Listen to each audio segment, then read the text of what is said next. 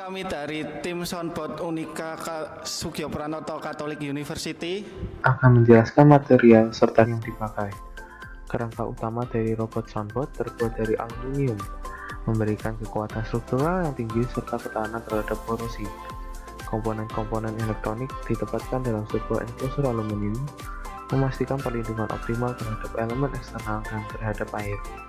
Bagian depan dilengkapi dengan dome yang terbuat dari akrilik, yang dipilih karena sifatnya yang kuat dan tahan lama, serta kemampuannya untuk memberikan visibilitas yang jelas tanpa mengorbankan integritas struktural.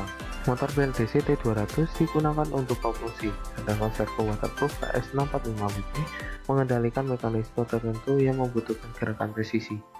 Sensor-sensor yang terintegrasi mencakup barometer untuk pengukuran tekanan dan IMU untuk kestabilan dan orientasi. Soundboard dirancang untuk fleksibilitas operasional serta dapat dikendalikan melalui kabel tether maupun tanpa kabel atau tetherless, dan ini memberikan kebebasan lebih dalam menjalankan misi di lingkungan yang mungkin sulit dijangkau dengan tether. Sistem dilengkapi dengan emergency switch yang terhubung langsung dari baterai ke sistem utama.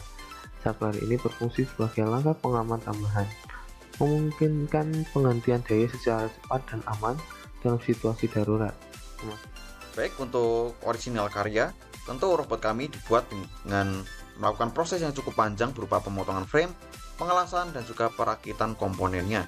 Desain sendiri kami mengadopsi desain original dari Blue Arrow V2 ditambah dengan modifikasi tertentu, yaitu ukuran dan posisi motor sehingga kami dapat melakukan penyesuaian.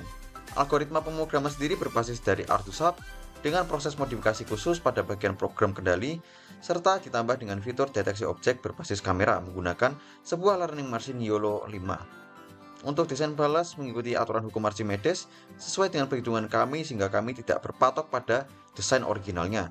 Dan yang terakhir, untuk frame dan komponen elektronika dibuat modular supaya mempermudah kami untuk melakukan bongkar pasang. Baik, bisa kita lihat di sini untuk spesifikasi desain robot kami. Di sini untuk frame utama menggunakan aluminium dengan PETG, lalu untuk enclosure-nya juga menggunakan aluminium dengan tambahan PLA. Drum pada bagian depan menggunakan bahan akrilik yang cukup kuat, ditambah lagi dengan 6 buah motor BLDC T200 dan ESC40A. Untuk main controllernya kami menggunakan Pixhawk, sementara subcontrollernya menggunakan Raspberry Pi 4. Kemudian controller servonya menggunakan E2C, dan kemudian terdapat kamera depan yang menggunakan USB HD webcam, sementara kamera belakangnya menggunakan endoscope kamera. Oke, lanjut untuk grippernya yang terletak pada bagian depan, servonya menggunakan HS645WP, dan materialnya sendiri adalah PLA yang berasal dari 3D printer. Dilengkapi dengan baterai LiPo 4S 10.000 mAh yang cukup untuk menyimpan daya yang tahan lama. Lalu terdapat emergency switch Schneider Electric SLK114A, waterproof penetration plug Blue Arrow Wetling, dan juga untuk pengukur tekanannya menggunakan bar 30 barometer sensor. Dilengkapi dengan ping 360 solar sensor. Yang terakhir kami menggunakan UBAC 5V sebagai power supply-nya. Sekarang kita akan bahas untuk kecerdasan dan otonominya.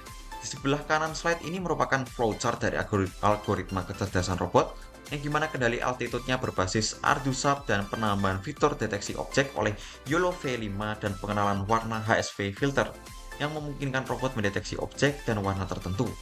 Jika terdeteksi objek yaitu gate pertama, maka robot akan otomatis mengukur jarak aman antar kedua tiang gate dengan robotnya.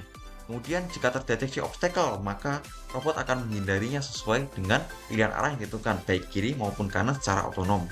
Nah, dilengkapi juga dengan sonar yang tentunya membantu robot mendeteksi gate kedua setelah melewati obstacle, sehingga robot akan berbelok ke arah gerbang sambil menghitung jarak amannya.